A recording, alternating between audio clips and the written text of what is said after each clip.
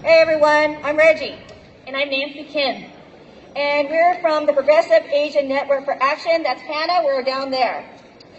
We need to stand up for ourselves to stop the attacks against us.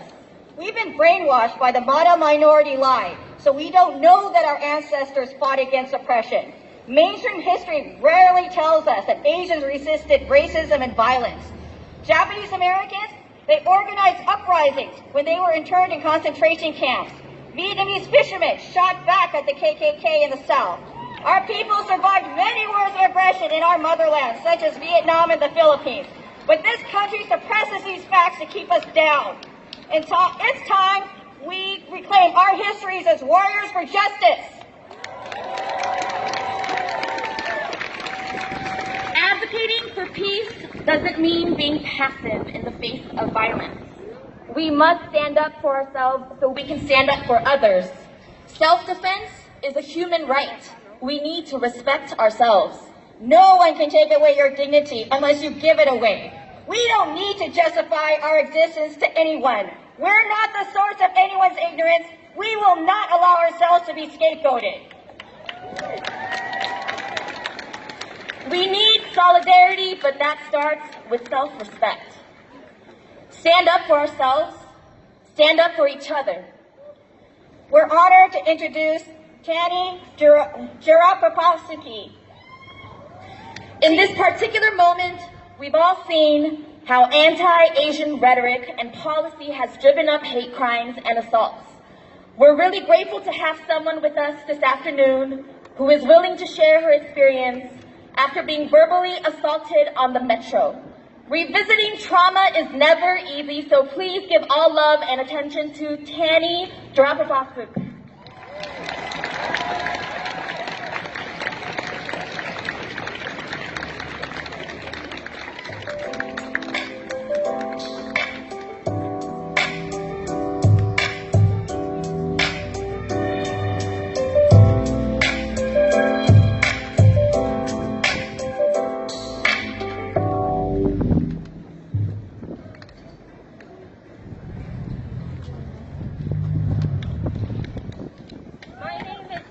My name is Tanny, and I won't be silenced anymore.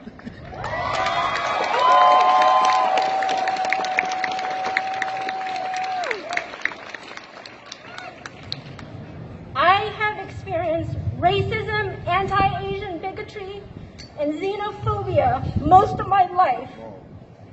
But it wasn't until COVID-19 and the insistence on leadership calling it the China virus that I experienced a blatant attack because of my face. It was February 1st, 2020. My friend and I were heading home from downtown LA on the Gold Line. It was an ordinary night, except for the looming fears of the coronavirus.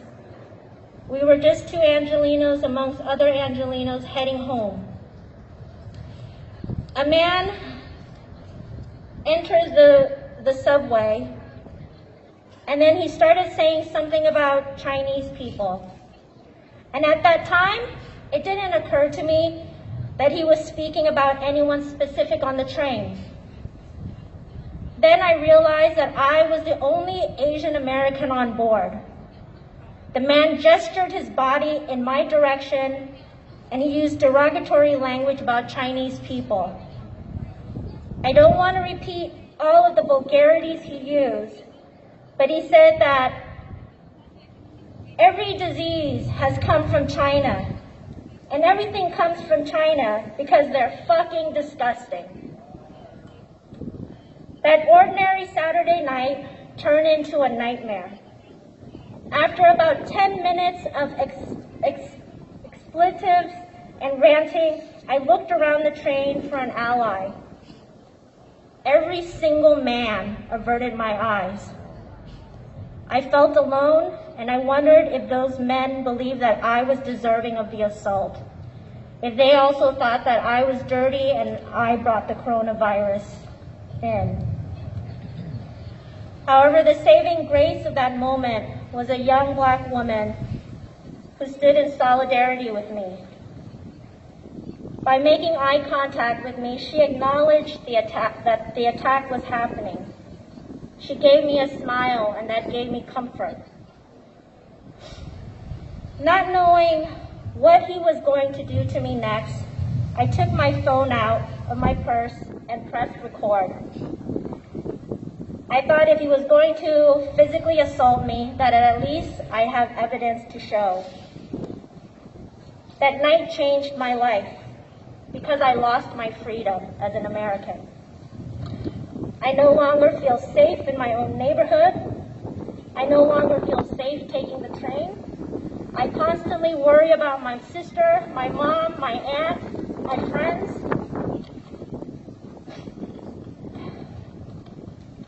And I feel limited where I can go.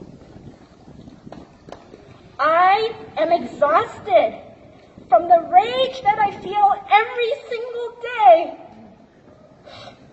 Not at the man who said such ugly words to me, but at this system that thrives by pitting our communities against each other, that tells us that we're not good enough, and that strips us of our dignity by constantly stripping us of our humanity.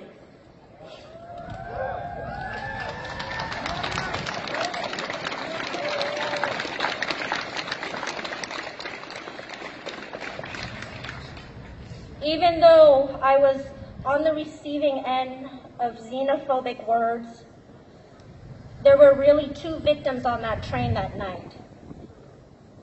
It's taken me some time to process everything that happened, but if that man on the train were here today, I'd share this letter I've written to him. Dear fellow Angelino, I'm writing this letter to you to let you know that I don't fault you for the ugly words you said to me. We were just 2 people heading home on a Saturday night on the same gold line. It never crossed my mind that my night would end up with me posting a video of you verbally attacking me. I never thought that my Asian face could be the cause of so much hurt in another human being. In those 15 minutes, as I was observing you, I wondered if the words you used to hurt me were the same ones that were used to hurt you. I saw the pain that overtook you and understood, because it is the same pain that I see in all of us who have been dismissed, underestimated, oppressed, and abused by a system that denies our human dignity. I can't assume what your life must be like, but from the LA Kings t-shirt you were wearing that night, I know that you're a true Angelino. And for me, that's enough to tell me that we have more in common than what sets us apart.